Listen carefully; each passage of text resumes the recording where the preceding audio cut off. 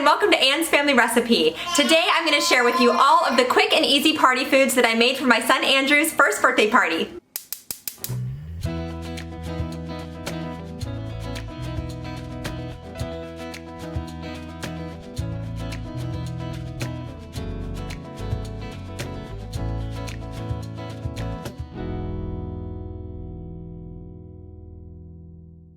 Okay, so for Andrew's party, I'm making a huge pot of sauce, which I already have boiling behind me, with some sausages in it that I just cut up. And then I'm also gonna make some homemade meatballs. So we're gonna have meatball and sausage hoagies on fresh buns that I just bought at the grocery store. So right now I'm making the meatball mix, and then I'll pop them into the oven to bake for about 20 minutes, and then they'll simmer for a few hours in the sauce.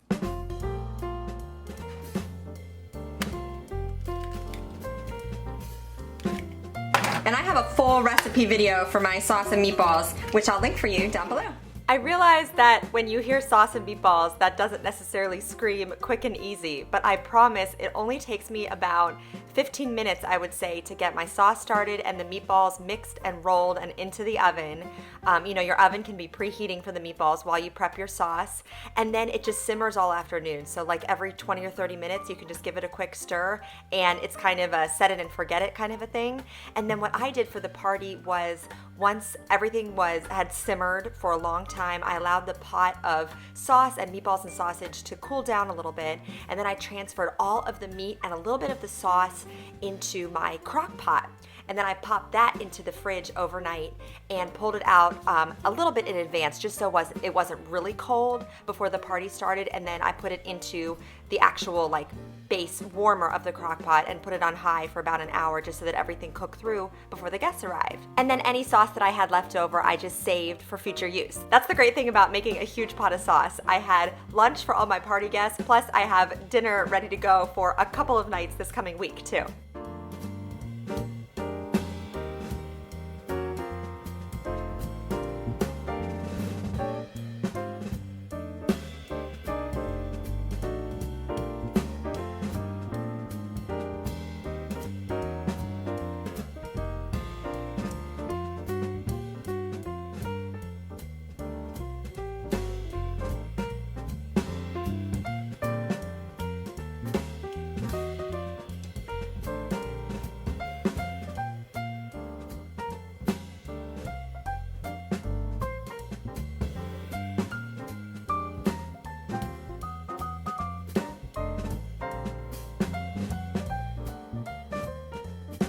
I also prepped a fresh veggie tray for the party. You gotta have some healthy items to offer your guests, and just to offset all the rich, delicious dips that I'm making too.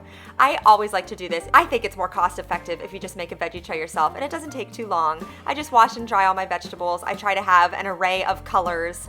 When you have a party for kids, usually you can find one veggie that each child will like. And my kids love raw veggies. So my son Jack will eat the bell peppers, my son Emma loves the carrots, and shockingly, my son Benjamin tried one bite of cucumber and one bite of tomato. So I would totally call that a win.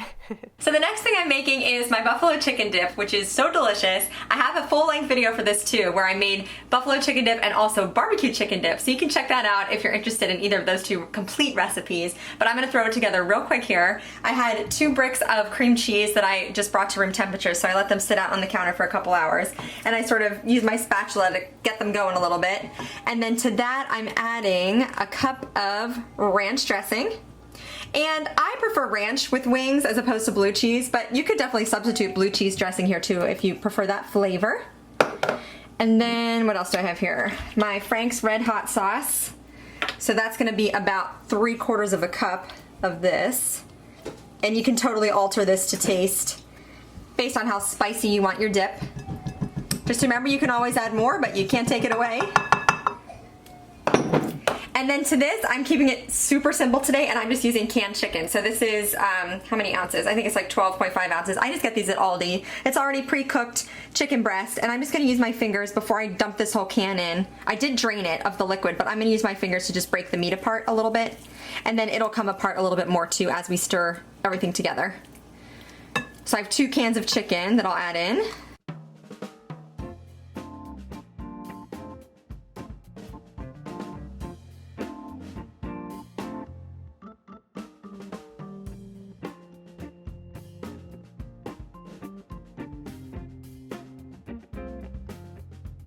Okay?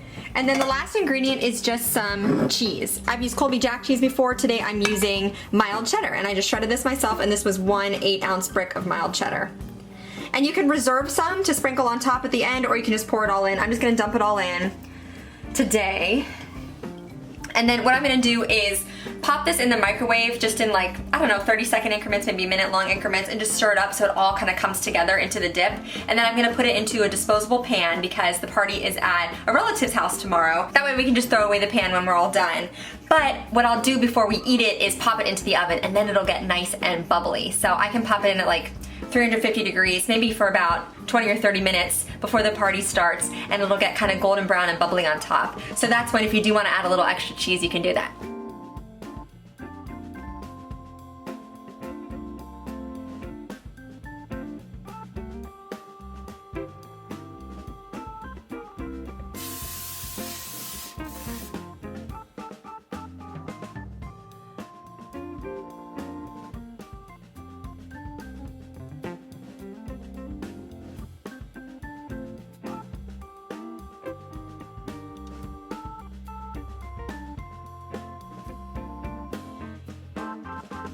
The next dip I'm making for Angie's party is called a Pepperoni Pizza Dip, I think. I saw it on one of my favorite YouTube channels, Mandy in the Making, and she has a little segment during her weekly What's for Dinner videos that she calls Subby Supper. So this was one of her subscribers submitted a recipe that she included in her What's for Dinner video. So a couple weeks ago she did football themed food. This pizza dip looks so delicious, and I've never made anything like it before, so I'm gonna try it today. So in my bowl I have 1 8-ounce brick of cream cheese that's at room temperature, so it's nice and soft, hopefully easy to work with. And then to that I'm adding 3/4 of a cup of sour cream. There we go. And then I'm also adding about 1/2 cup of shredded Parmesan cheese. And the recipe also calls for 2 teaspoons of Italian seasoning, but I don't have that, so I'm just going to do a little mixture of oregano and parsley and basil. And then also a touch of garlic powder. So I'll get the same kind of flavors in my dip. Okay, so now I'm just gonna mix this all together with my spatula here. Let's see how this goes.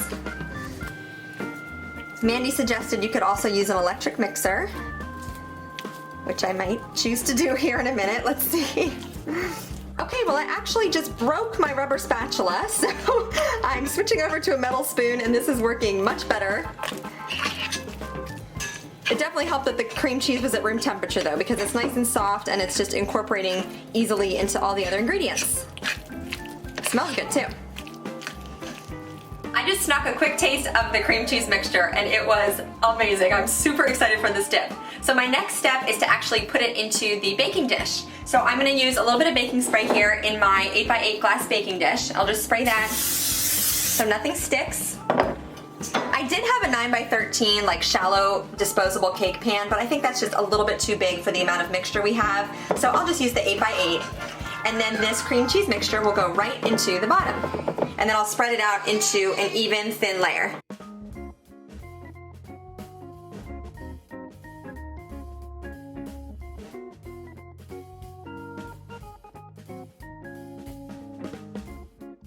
So the next layer of the pizza dip is pizza sauce. So this is just jarred sauce that I got at Aldi, and the recipe calls for about 1 cup. I'm gonna kind of eyeball it though. You can use more or less depending on your taste.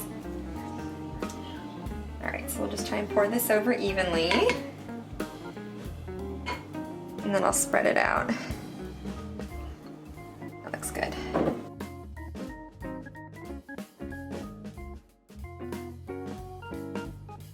I probably wouldn't put this much sauce on a regular pizza, but I figure it's a dip, so I want a little bit of a thicker layer.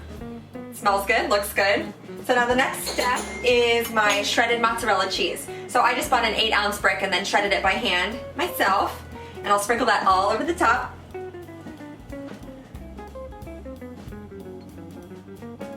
Ooh, that's gonna be a thick layer of cheese, which I'm totally okay with.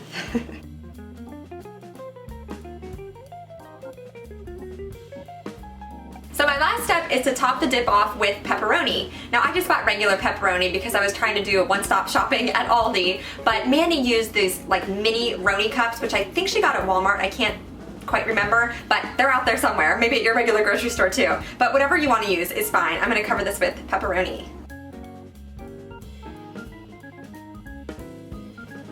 So I changed my mind. I'm actually taking a little pair of kitchen scissors here, and I'm gonna snip the little pepperonis into bits, because thinking about it, you want a little piece of pepperoni in each bite that you take. So I'm snipping it up, and then we'll scatter them over the top, and I think that'll make it just a little bit easier for the guests to eat. So Andrew's party is until tomorrow, so I'm just gonna cover the dip and pop it in the fridge until then. This dip bakes at 375 degrees for about 30 minutes till it gets nice and bubbly and the cheese is all melted. It's gonna taste so good. And there's the pepperoni pizza dip.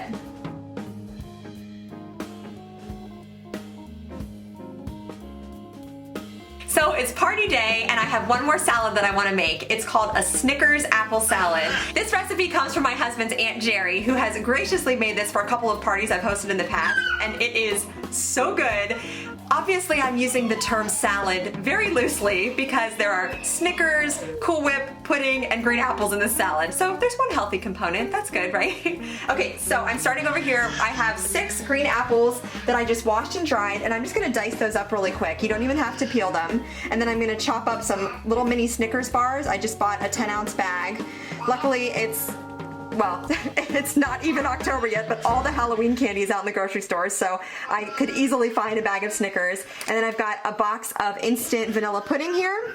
Actually, I don't even know if that's quite as big as the recipe called for. I think they called for a 5-ounce box, but this should work fine because we're not making too much here. We only have like 10 people coming to the party. And then a container of Cool Whip that I thawed. So this is all gonna get mixed together and make the most amazing salad / dessert.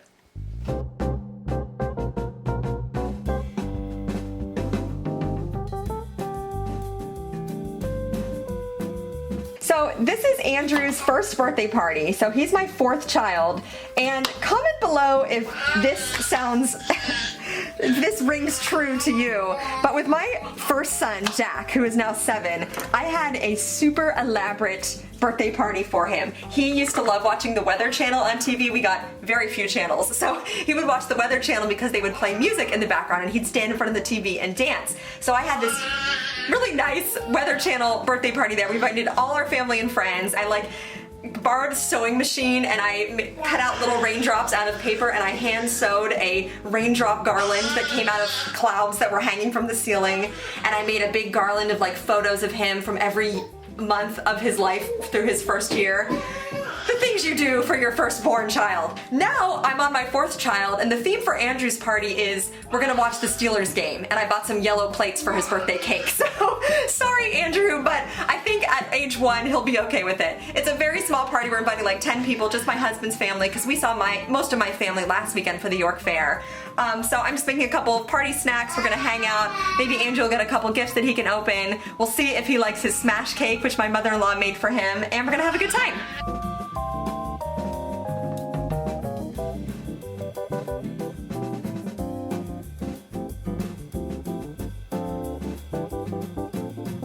All of my apples and Snickers are chopped up, so I'm just gonna add my Cool Whip and vanilla pudding mix into this large mixing bowl. And then my Aunt Jerry suggested whisking those together first, so it gets nice and fluffy and creamy, and just so that pudding mix kind of gets evenly incorporated into the Cool Whip. She said she's tried recipes before where you mix milk into the instant pudding first, and she didn't like that consistency as much, so she said this is the way to go.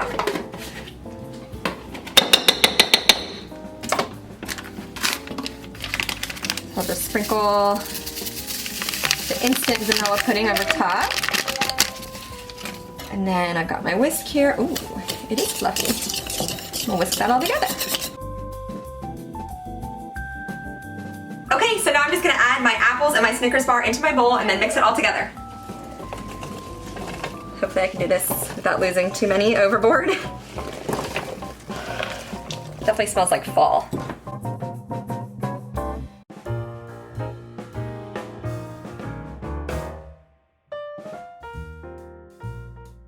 Okay, so the salad is all mixed together. It looks amazing. I think this is very kid-friendly and adult-friendly too. Looks awesome. So my last little finishing touch is some caramel ice cream topping. So I'm just gonna drizzle that all over top, but not stir it in because you kind of want that pretty effect on top of your salad.